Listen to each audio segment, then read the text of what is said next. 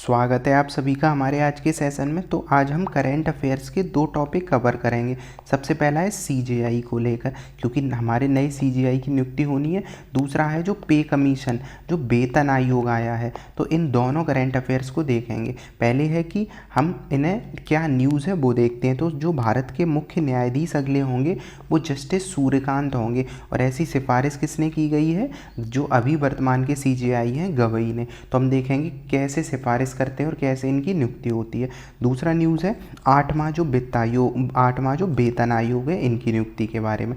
तो सबसे पहली न्यूज़ है भारत के मुख्य न्यायाधीश की नियुक्ति कैसे होती है, भारत के न्यायाधीश की नियुक्ति कैसे होती है। तो सबसे पहले हमें दो चीज़ें समझनी होगी कि जब हम बात करते हैं सीजेआई की और बात करते हैं जब सुप्रीम कोर्ट के अन्य जज की, इन दोनों की नियुक्ति का रास्ता अलग अलग है। जब हम बात करते हैं कॉलेजियम व्यवस्था की तो वो जज की नियुक्ति का आधार है, और जब सीजेआई की नियुक्ति की बात करते हैं तो हम वरिष्ठता के आधार पर करते हैं, और इसी चीज़ को हमें समझना है। पर इससे पहले हम चलेंगे 1950 के दशक में। 1950 में क्या हुआ था? 1950 में भारत का संविधान लागू हुआ था, और इस समय संविधान लागू होने के बाद सरकार में मतलब देश में तीन चीज़ें बहुत इंपॉर्टेंट थी। एक कार्यपालिका एग्जीक्यूटिव, एक लेजिस्लेटिव संसद, और तीसरा कौन सा है? न्यायपालिका जुडिशरी। ये तीन शक्तियाँ भारत में केंद्र में थी। अब इनके बीच में शक्ति संतुलन सबसे महत्वपूर्ण था। तो 1950 के दशक को कहा जाता है एज ऑफ इनोसेंस, मतलब मासूमियत का दौर था। जो चीज़ें थीं वो बहुत जटिल नहीं थी, बहुत आसान थी। कैसे थी ये समझते हैं। सबसे पहले इस टाइम व्यक्ति कौन हुआ करते थे भारत में? अंबेडकर संविधान बना था, नेहरू जी, पटेल, ये सब लोग इम्पोर्टेंट लोग हुआ करते थे। इन्होंने एक सीधा साधा संविधान सभा के द्वारा एक निर्मित कर दिया संविधान। क्या किया इसमें आर्टिकल 124 जोड़ा था, और आर्टिकल 124 का एक क्लॉज है, आर्टिकल 124 का 2। इसमें क्या कहा गया है? इसमें कहा गया है कि राष्ट्रपति सुप्रीम कोर्ट के ऐसे न्यायाधीशों से परामर्श करने के पश्चात जिससे वो आवश्यक समझे न्यायाधीशों की नियुक्ति करेगा। क्या हमने देखा? भारत का राष्ट्रपति ऐसे न्यायाधीशों से परामर्श करेगा। इसमें नाम शब्द क्या याद रखना है? परामर्श करेगा जिससे वह आवश्यक समझे। वो राष्ट्रपति जिससे अच्छा समझेगा उससे परामर्श करेगा और भारत के न्यायाधीशों की नियुक्ति करेगा। ये सिंपल सी बात थी। दूसरा क्या था? जब बात होगी भारत के सीजेआई की नियुक्ति की, जब भारत के मुख्य न्यायाधीश की नियुक्ति की बात होगी तो वो क्या करेगा? उस मामले में सीधा वरिष्ठता न्यायाधीश देखा जाएगा। सीनियर मोस्ट जो जज होगा उसे ही चुना जाएगा, और यही एक परंपरा थी। तो ये कैसा आधार पे था? परंपरा। तो हमने दो चीज़ें अभी देखी। सबसे पहली चीज़ क्या है कि जब हम बात करते हैं भारत के जजों की नियुक्ति की सुप्रीम कोर्ट में, तो वो नियुक्ति ऐसे थी कि परामर्श के आधार पर सुप्रीम कोर्ट में राष्ट्रपति परामर्श के आधार पर जजों की नियुक्ति करेगा। परामर्श किससे करेगा? ये राष्ट्रपति पर निर्भर था। और दूसरा, जब बात करते हैं हम सीजेआई की नियुक्ति में, तो सीजेआई की नियुक्ति सीनियर मोस्ट जो सबसे वरिष्ठ जज होगा, ये परंपरा के आधार पर उसकी नियुक्ति की जाएगी, ऐसा कहा गया था। तो यही चीज़ सबसे पहले देखते हैं। पहला है आर्टिकल 124 का 1। आर्टिकल 124 का 1 क्या कहता है कि भारत में एक सुप्रीम कोर्ट होगा। यहाँ इंपॉर्टेंट है होगा। ऐसा एक सेकंड भी नहीं चल सकता है कि भारत में सुप्रीम कोर्ट ना हो, मतलब सुप्रीम कोर्ट को हटा दिया जाए। तो सबसे पहली चीज़ इसमें कही गई थी कि भारत में पहले तो एक सुप्रीम कोर्ट होगा, उसमें एक मुख्य न्यायाधीश होगा और कुछ अन्य न्यायाधीश होंगे। उस टाइम कितने थे? 8 थे। 7 + 1 संख्या थी, और ये इस चीज़ को ओपन छोड़ दिया गया था कि कितने अन्य हो सकते। ये डिसाइड कौन करेगा? संसद। इंपॉर्टेंट है, किसे? संसद को डिसाइड करना था कि ज़रूरत के हिसाब से वो न्यायाधीशों की नियुक्ति करे। जैसे 2019 के बाद से कितना है? 34 संख्या है। अभी 33 जो जज हैं और एक मुख्य न्यायाधीश जो सीजेआई होता है। अब बात करते हैं इंपॉर्टेंट जो 124 का 2 क्लॉज वाला है आर्टिकल। इसमें क्या है कि प्रत्येक न्यायाधीश की नियुक्ति राष्ट्रपति अपनी मर्जी, मतलब राष्ट्रपति जो करेगा नियुक्ति अपने पत्र के द्वारा ये करेगा, जिसमें वह नियुक्ति सर्वोच्च न्यायालय या हाई कोर्ट के न्यायाधीशों के परामर्श के बाद की जाए। ये सिंपल सी बात थी कि सुप्रीम कोर्ट या हाई कोर्ट के परामर्श के बाद राष्ट्रपति जजों की नियुक्ति करेगा। परंतु यह कहा गया था कि अगर सीजेआई के अलावा, मतलब या तो सीजेआई की हो रही हो, सीजेआई के अलावा जब किसी भी जज की नियुक्ति हो रही होगी, मान लो अभी जो 33 हैं तो उस CJI से जो वर्तमान के होंगे उनसे ज़रूर पूछा जाएगा। तो ऐसा हमेशा होगा, ये भी एक परंपरा थी। उसके बाद भारत में जज की योग्यता क्या होती है? सबसे पहला भारत का एक नागरिक होना चाहिए। दूसरी चीज़ क्या है? कम से कम 5 साल के लिए वो जज रहा हो या फिर 10 साल तक के लिए वो वकील रहा हो। चौथा पॉइंट है राष्ट्रपति की राय में एक विख्यात विधिवेत्ता हो। तो अब यहाँ पे क्वेश्चन बन सकता है, क्या ऐसा हो सकता है कि भारत में कोई व्यक्ति ना वकील हो, ना सुप्रीम कोर्ट का जज हो, मतलब हाई कोर्ट का जज हो, लेकिन उसे सुप्रीम कोर्ट में विधिवेत्ता के आधार पर जज बनाया जा सकता है? बिल्कुल बनाया जा सकता है, अगर राष्ट्रपति को ऐसा लगता है।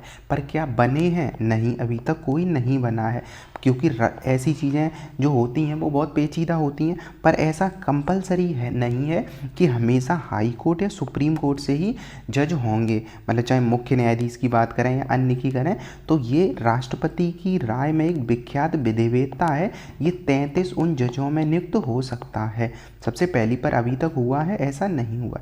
कार्यकाल क्या होता है? जो 65 आयु के लिए होता है, जब तक 65, अब जैसे इनका अभी जो चुने गए हैं उनका 2027 तक का कार्यकाल है, तो 27 में उनका एज हो जाएगा 65, तो तब तक के लिए इनकी नियुक्ति की जाएगी। परामर्श पे अब विवाद रहता है।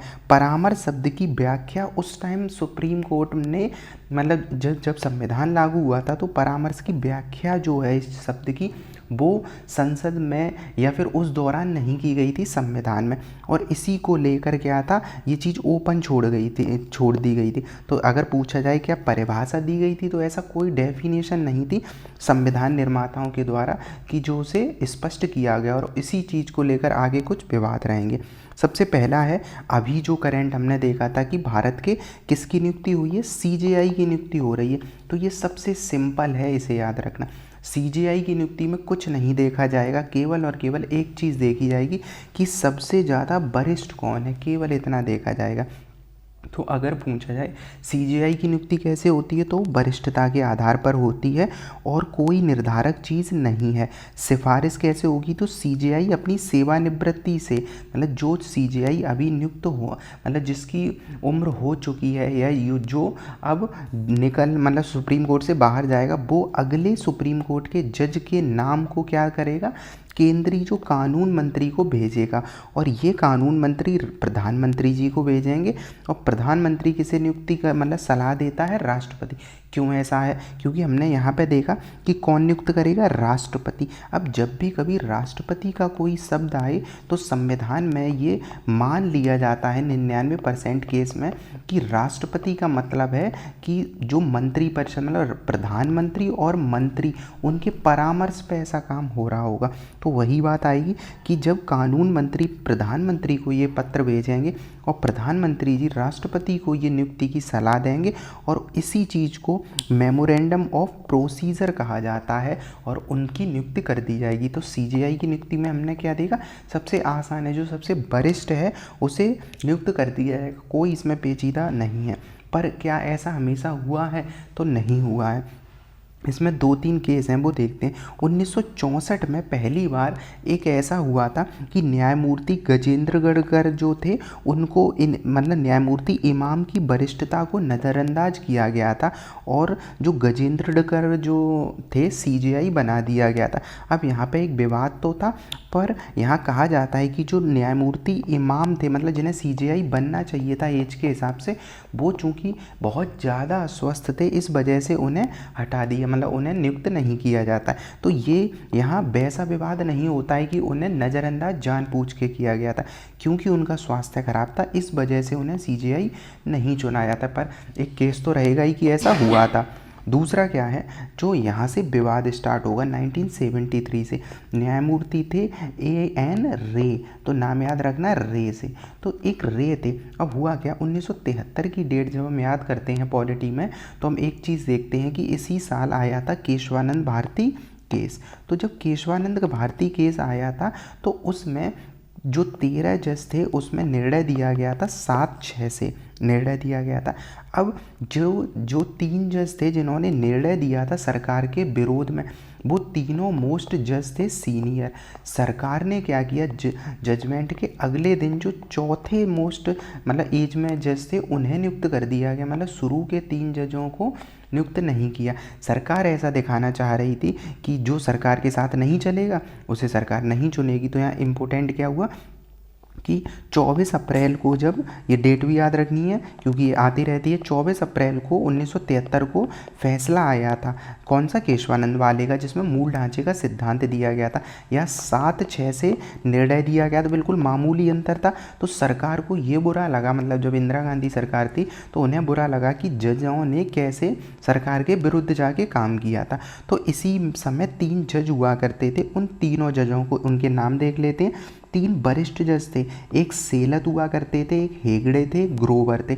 ये तीनों जज वरिष्ठ हुआ करते थे, पर इन्हें नज़रअंदाज करके सरकार ने, चूंकि हमने देखा कौन नियुक्त करता है, राष्ट्रपति, तो राष्ट्रपति को पीएम ने सिफारिश दी कि नियुक्त कर दो किसे, न्यायमूर्ति रे को। तो रे को यहाँ पे न्यायमूर्ति घोषित कर दिया जाता है। और इसी के बाद से अब सुप्रीम कोर्ट को पहली बार लगेगा कि सरकार उन जजों को नियुक्त ज़्यादा करेगी आगे से जो सरकार के पक्ष में वोट दें, मतलब सरकार के पक्ष में निर्णय देंगे। अब यहाँ से एक और विवाद आता है 1977 का, जो न्यायमूर्ति M.H. बेग का। इसमें क्या था, यहाँ न्यायमूर्ति थे H.R. खन्ना। उनकी वरिष्ठता को भी नज़रअंदाज किया जाता है। उन्हें क्यों किया जाता है, तो हुआ क्या, 1975 में भारत में क्या लगा था, आपातकाल लगा था। और इसी दौरान एक केस पहुंचा था, ADM जबलपुर केस, काफ़ी फेमस है। ADM जबलपुर जो केस था वो पहुंचा था। इसमें ये कहा गया था कि आर्टिकल 21 जो है उसे क्या निलंबित किया जा सकता है आपातकाल के दौरान। तो सारे जजों ने ये कहा कि बिल्कुल निलंबित किया कर दिया जा सकता है। और इसकी अध्यक्षता सोचो कौन कर रहे होंगे, यही जो रे नियुक्त किया गया था इन्हें न्यायमूर्ति, वही इसकी अध्यक्षता कर रहे थे बेंच की। पर इसमें से एक जज ऐसे थे जिनका नाम था खन्ना, जो HR खन्ना। ये उस जज के पैनल में तो थे, पर यही एकमात्र जज थे उन 5 में से जिन्होंने सरकार के विरोध में जो निर्णय दिया था। बाकी सबने सरकार के पक्ष में दिया था कि आर्टिकल 21 का उल्लंघन किया जा सकता है। तो ये चीज़ ध्यान में रखनी है यहाँ पे। अब क्या हुआ, जब अगली बार फिर से न्यायमूर्ति नियुक्त करने की बात आएगी तो सीनियर मोस्ट जज थे खन्ना, पर इन्हें नज़रअंदाज कर दिया जाएगा फिर से। और इसी के बाद जबलपुर जो केस था, इसके बाद दोबारा वही बात आ जाएगी कि क्या जजों को नज़रअंदाज सरकार कर सकती है इस आधार पर कि उन्होंने सरकार के पक्ष में वोट नहीं दिया, मतलब जो है निर्णय नहीं दिया। तो ये चीज़ हमने 3 केस से, यहाँ पे 3 जो केस आए इनसे ये चीज़ देगी। इसके बाद आया कि ये तो बड़े नॉर्मल हो गया। अब क्या हुआ, जब धीमे धीमे गठबंधन की सरकार आने लगी। अब सोचो 1982 सरकारें बदल रही हैं, चेंज हो रही हैं, तब भी यहाँ पे इंदिरा गांधी जी की सरकार आ चुकी थी, पर सरकार पे कुछ मतलब एक तरीके से अब सरकार उतनी स्थायी नहीं थी जब आज़ादी के बाद वाली चीज़ थी।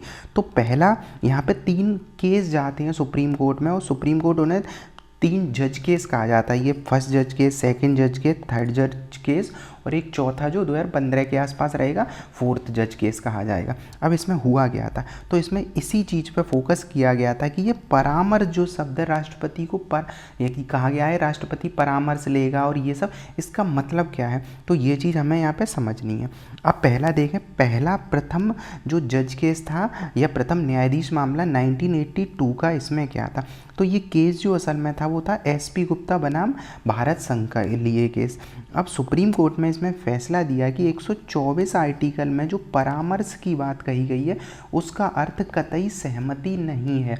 मतलब ये राष्ट्रपति की इच्छा पे काम करेगा कि राष्ट्रपति परामर्श को माने या ना माने। मतलब सुप्रीम कोर्ट का मुख्य न्यायाधीश अगर परामर्श देता है या सुप्रीम कोर्ट के अन्य जज परामर्श देते हैं राष्ट्रपति को, तो वो माने या ना माने ये किस पे निर्भर करेगा, राष्ट्रपति पे। तो वही बात हो गई जो इंदिरा गांधी चाहती थी, तो सेम चीज़ हो गई, बाध्यता नहीं थी। यही था फर्स्ट जज केस। फिर क्या हुआ, 1993 याद करो, 1993 आते तक भारत लगभग ऐसा देश बन चुका था जहाँ पे मतलब शासन जो सरकार चल रही थी वो ज़्यादातर गठबंधन की सरकारें थीं, और उन गठबंधन की सरकारों में सरकार ज़्यादा मजबूत नहीं थी, और सुप्रीम कोर्ट इस टाइम मजबूत होना स्टार्ट हो जाएगी। तो सुप्रीम कोर्ट ने सेकंड जज केस में, जो कि क्या था, supreme court advocate on record association versus union of India एक केस आया था।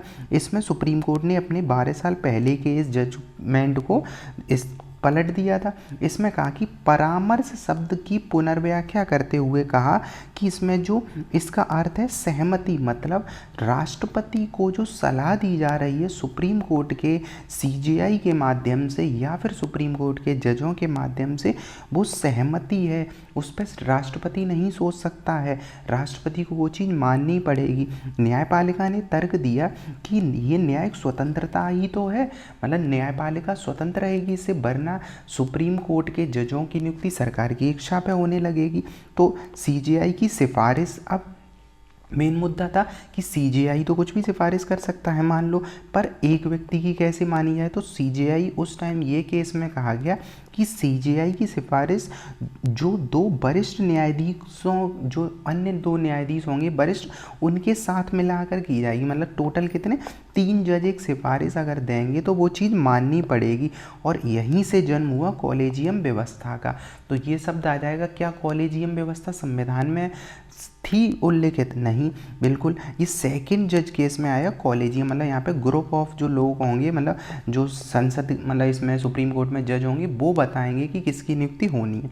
फिर क्या हुआ, थर्ड जज केस आया। ये कोई जज केस नहीं था, इस टाइम जो भारत के राष्ट्रपति जी थे उन्होंने पूछा सुप्रीम कोर्ट से कि महामहिम क्या इसका मतलब क्या है, ये कॉलेजियम का मतलब, और ये जो विचार विमर्श और ये सारी बातें, इसका मतलब क्या है, स्पष्ट करो।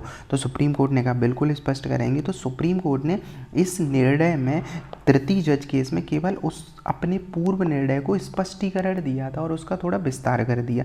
क्या किया इसने, सुप्रीम कोर्ट ने कहा कि सीजेआई की राय उनकी व्यक्तिगत राय नहीं है, ये राय संस्थागत राय है, क्योंकि इसमें अभी तक 2 जज और शामिल थे।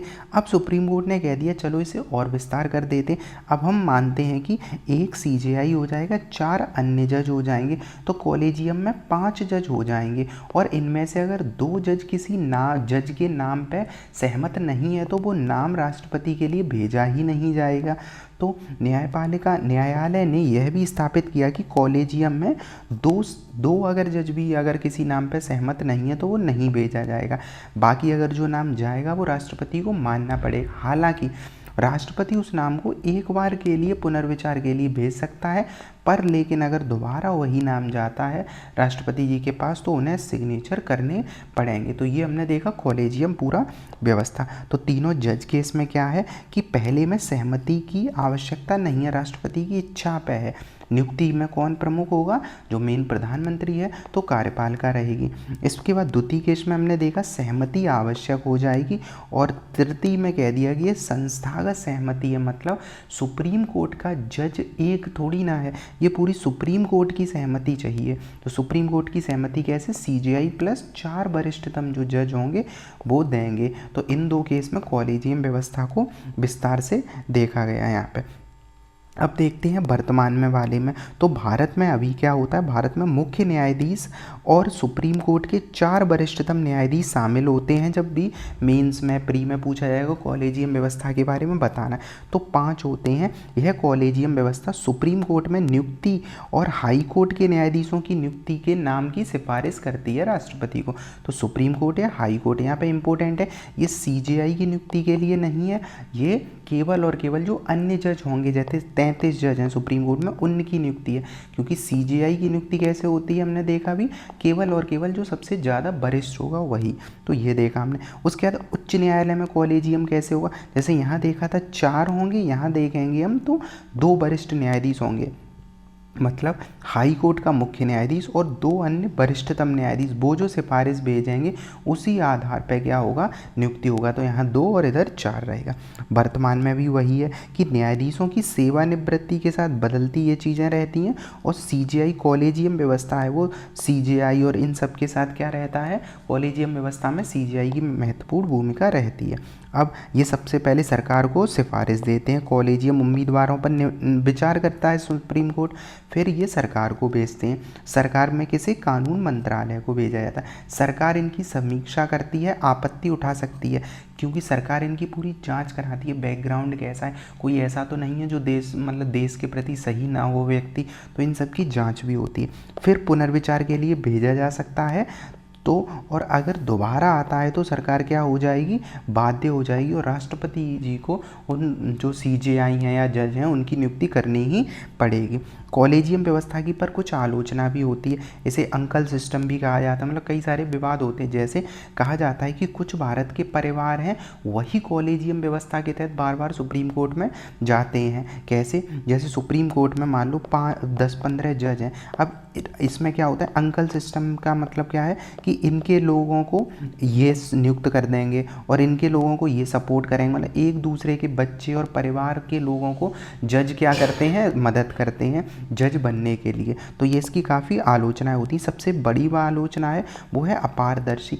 जो कॉलेजियम में किस आधार पर जजों की नियुक्ति हो रही है, ये बंद कमरे में जो डिसाइड कर लेते हैं, जो 5 जज बैठते हैं वो अपने आप से डिसाइड कर लेते हैं। तो ये एक अपारदर्शी है। दूसरा क्या है? जवाबदेहिता का अभाव नहीं है, मतलब अभाव है यहाँ पे कि ये डिसाइड ही नहीं है कि किस आधार पर कर रही क्या है, या कोई जवाब देता है, कुछ नहीं है। भाई भतीजावाद हमने जो देखा यहाँ पे ज़्यादा चलता है, क्योंकि सुप्रीम कोर्ट में कहा जाता है जो ज़्यादातर जज हैं, जो 33 चुने जाते हैं, वो ज़्यादातर कुछ ही परिवार के चुने जा रहे हैं देश आज़ादी के बाद से। और कई बार ऐसा देखा गया कि हाई कोर्ट के कई बहुत योग्य जज सुप्रीम कोर्ट में नहीं जा पाते हैं, इसी परिवारवाद के वजह से। विविधता की कमी हो जाती है, जो हमने देखा कि यहाँ पे जैसे महिलाएं हैं या SC ST अन्य समुदाय अब वहाँ पे पहुँच नहीं पा रहे हैं। दूसरा क्या है? अगर हम पक्ष में तर्क देंगे, मेंस में ही तो आलोचनाएं होंगी, पक्ष में कहेंगे तो ये हम कहेंगे कि न्यायपालिका भारत में स्वतंत्र है। अगर ये कॉलेजियम व्यवस्था ना होता तो सरकार ने जैसे और जजों के साथ किया था, जो हमने 2 केस देखे थे, वैसे ही सरकार उन जजों की नियुक्ति में हस्तक्षेप करती और उन्हें नियुक्त करती जो सरकार के पक्ष में वो मतलब निर्णय देते। तो ये सारी चीज़ रहेगी यहाँ पर। उसके बाद है मौलिक विरोधाभास कि सुप्रीम कोर्ट जो है कॉलेजियम व्यवस्था को कार्यपालिका जो है हस्तक्षेप जो करेगा उससे निपटने के लिए ये चीज़ें हैं, पर जवाबदेहिता और पारदर्शिता बनाए रखी जाए, ये हमें बताना है यहाँ पे। मेमोरेंडम ऑफ प्रोसीजर जो हमने देखा, जो पूरे प्रोसेस होती है उसे कहा जाता है। अब जैसे ही सरकार आई 2014 में मोदी सरकार, तो उन्होंने एक 99वां संविधान संशोधन किया और इसमें क्या कहा उन्होंने NJAC की नियुक्ति किया, मतलब जो नेशनल जुडिशरी वाला है, इसकी राष्ट्रीय न्यायिक नियुक्ति आयोग, ये एक संवैधानिक इसमें टकराव स्टार्ट हुआ। इन्होंने क्या कहा? इन्होंने कहा कि जो जजों का सिस्टम है वो अपारदर्शी है और इसे पारदर्शी बनाने के लिए कॉलेजियम को समाप्त कर दिया जाए और NJAC लागू किया जाए। इसमें था क्या कि इसमें अध्यक्ष होंगे भारत के CJI, बढ़िया बात थी ये तो। 2 अन्य वरिष्ठतम न्यायाधीश भी होंगे, इसमें भी कोई दिक्कत नहीं, 3 सुप्रीम कोर्ट के हो गए।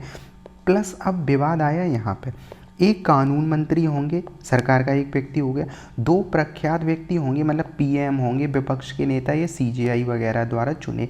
मतलब इन 2 व्यक्तियों में हो सकता है ज़्यादातर चांस सरकार के व्यक्ति आ जाए। तो ऊपर 3 और ये वाले 3, तो यहाँ पे बराबर की हिस्सेदारी आएगी। और यहाँ पे ये सिस्टम कर दिया था कि अगर 2 लोग असहमत होते हैं तो नाम नहीं जाएगा। तो इसमें सरकार का एक कानूनी मंत्री और इधर अगर PM किसी नाम पे अगर असहमत है तो वो व्यक्ति जज नहीं बन सकता। तो एक तरीके से सरकार का ही बढ़ावा दिया जाएगा। तो इसी चीज़ के विरोध में सरकार मतलब कोर्ट में एक केस आया, चौथा न्यायाधीश जिसे कहते हैं, चौथा न्यायाधीश के क्योंकि सुप्रीम कोर्ट ने इस पर वीटो कर दिया और ये मतलब कह दिया कि ये लागू नहीं होगा। तो 4-1 के बहुमत से 99वां संविधान संशोधन जो था वो असंवैधानिक घोषित कर दिया सुप्रीम कोर्ट ने, और ये कहा कि ये न्यायपालिका की स्वतंत्रता को कमज़ोर करेगा। क्यों कमज़ोर करेगा? कानून मंत्री और 2 प्रख्यात मंत्री होंगे, वो तो कभी भी अपनी वीटो वगैरह का यूज़ करेंगे और ऐसे तो नियुक्ति हो ही नहीं पाई जो सुप्रीम कोर्ट का जज चाहता है। तो ये सारी चीज़, तो ये हमने देखा यहाँ पे 6, इसमें कितने थे? 6 सदस्य, 3 और 3 जो हमने देखा था। इसमें प्रत्यक्ष सदस्य, कानूनी और ये सब चीज़ें जो अभी हमने देखी हैं यहाँ पे तुलना है। इसके बाद है न्यायाधीश को पद से हटाना। अब ये थोड़ा टॉपिक से अलग है पर हम इसे अब देख लेते हैं। यहाँ पे हटाते कैसे, ये तो हमने नियुक्ति की पूरी प्रोसेस देखी। तो सुप्रीम कोर्ट में महाभियोग चलता है। महाभियोग शब्द का हालांकि उपयोग नहीं है संसद में, तो संसद संविधान में मतलब महाभियोग शब्द का उपयोग नहीं है अगर ऐसा पूछा जाए। लेकिन इसमें क्या होता है 124 के 4 के तहत ये प्रक्रिया उल्लिखित है। तो जैसे लोकसभा में 100 सदस्य और राज्यसभा में 50 सदस्यों को लगता है तो वो एक प्रस्ताव लेके आएंगे और भारत के न्यायाधीश या फिर मतलब सुप्रीम कोर्ट के जज को हटाने के लिए प्रस्ताव पारित करेंगे। अब अगर ये प्रस्ताव लाएंगे 100 या 50 जज सुप्रीम को मतलब राज्यसभा या लोकसभा में, उसके बाद अध्यक्ष जो होगा मतलब लोकसभा में आता है तो 100 सदस्य लेके आएंगे, फिर वहाँ के अध्यक्ष उसको स्वीकार भी कर सकते हैं। स्वीकार सेम राज्यसभा में होगा। फिर अगर स्वीकार कर लेते हैं मान लो कि जज को हटाना है, तो फिर एक जांच समिति बैठेगी जिसमें 3 सदस्य होंगे। इसमें एक सुप्रीम कोर्ट का न्यायाधीश होगा, एक हाई कोर्ट का न्यायाधीश होगा, एक कोई कानूनी जानकार होगा। 3 सदस्य होंगे मतलब सरकार के व्यक्ति नहीं होंगे 2 लोग। इसके बाद है विशेष बहुमत से अगर इनकी रिपोर्ट में भी उन्हें पाया जाता है दोषी तो एक विशेष बहुमत से पारित किया जाएगा और राष्ट्रपति जी फिर उनसे हटा देंगे। तो ये वाली चीज़ रहेगी। तो एक न्यायमूर्ति बी रामास्वामी मामला है, यह सुप्रीम कोर्ट के किसी न्यायाधीश के खिलाफ पूर्ण निष्कासन कार्रवाई होने का पहला और एकमात्र मामला था जिसमें इन्हें निष्कासन का किया गया था, आरोप वगैरह हुए थे लेकिन विफल हो गया था। ये मेन बात ये है। तो क्या ऐसा हुआ है पूरी तरीके से प्रोसेस जब महाभियोग फॉलो हुआ है? तो अभी तक ऐसा नहीं हुआ है। बाकी ये चीज़ें हमने देखी यहाँ पे। तो ये टॉपिक हमने जो देखा वो था सुप्रीम कोर्ट के जज की नियुक्ति कैसे होती है। अब दूसरा जो न्यूज़ है वो शॉर्ट में है कि भारत में वेतन आयोग आया है। तो वेतन आयोग के बारे में देखें, क्या हमने वेतन आयोग का कोई आर्टिकल पढ़ा है संविधान में? नहीं। तो संवैधानिक कोई ये संस्था नहीं है, केवल सरकार इसे लेके आती है। तो देखें अगर भारत का पहला वेतन आयोग 1946 में स्थापित हुआ था, प्रीलिम्स में ऐसा पेपर पूछा है में आ सकता है कि 1946 में स्थापित हुआ। अब तक भारत में 7 वेतन आयोग आ चुके हैं, क्योंकि हम पढ़ रहे हैं 8वां आया है तभी हम न्यूज़ बनी है ये। तो 7 वेतन आयोग आ चुके हैं और जो 7वां था 2013-14 के आसपास ही था, पर उनकी जो सिफारिशें लागू हुई थी वो 2016 से हुई थी। उद्देश्य क्या होता है? वही है, वेतन है तो जो कर्मचारियों ने अच्छा वेतन मिले और जो महंगाई बढ़ रही है उसके अनुरूप सही से वेतन मिलता रहे। तो इनका हमें बस क्रम याद रखना है कि सबसे पहला 46 में आया, 10 साल पे आता है चूँकि अमूमन ये 10 के बाद ये 57 हो गया, फिर 70, फिर 83, इसके बाद है ये वेतन आयोग आते रहे यहाँ पे। अब लास्ट वाला ही की टाइम याद रख लेना है थोड़ा कि ये आया था। अब वेतन आयोग का प्रक्रिया क्या होती है? तो सरकार द्वारा आयोग का गठन किया जाता है, अवधि और सदस्यों की संख्या, टर्म ऑफ रेफरेंस निर्धारित किए जाते हैं। किसके द्वारा? सरकार के द्वारा। सरकार मतलब सारी चीज़ें डिसाइड करेंगी। आयोग पूरे देश के जो केंद्रीय कर्मचारी हैं उन सबके वेतन की समीक्षा करेगी और ये सिफारिश किसे देगी? सरकार को।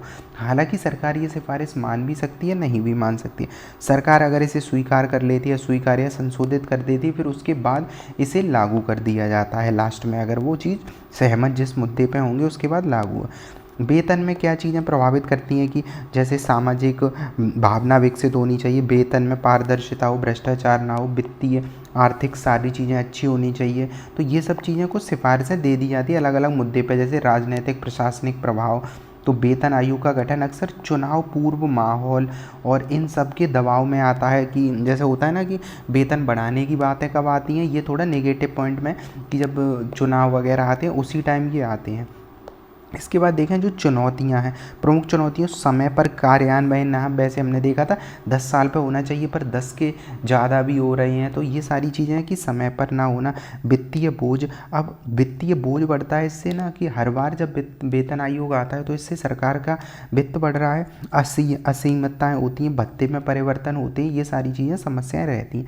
अब जो हुआ क्या है, आज की डेट मतलब 28 अक्टूबर को 8वां वेतन आयोग जो है वो मंजूरी दे दी गई है और इनकी जो अध्यक्षता कर रहे हैं वो कौन कर रहे हैं, जो पेपर में आ सकता है, रंजना प्रकाश देसाई जो हैं वो इसकी अध्यक्षता कर रहे हैं। ये चीज़ें याद रखनी है।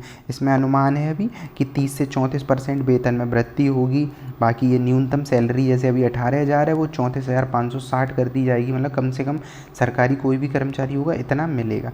बाकी सारी चीज़ें बेसिक्स ही हैं। तो ये हमने 2 चीज़ें देखी, एक CJI और एक कॉलेजियम व्यवस्था, उसके बाद जो हमने देखा पे कमीशन वाला वेतन आयोग के बारे में।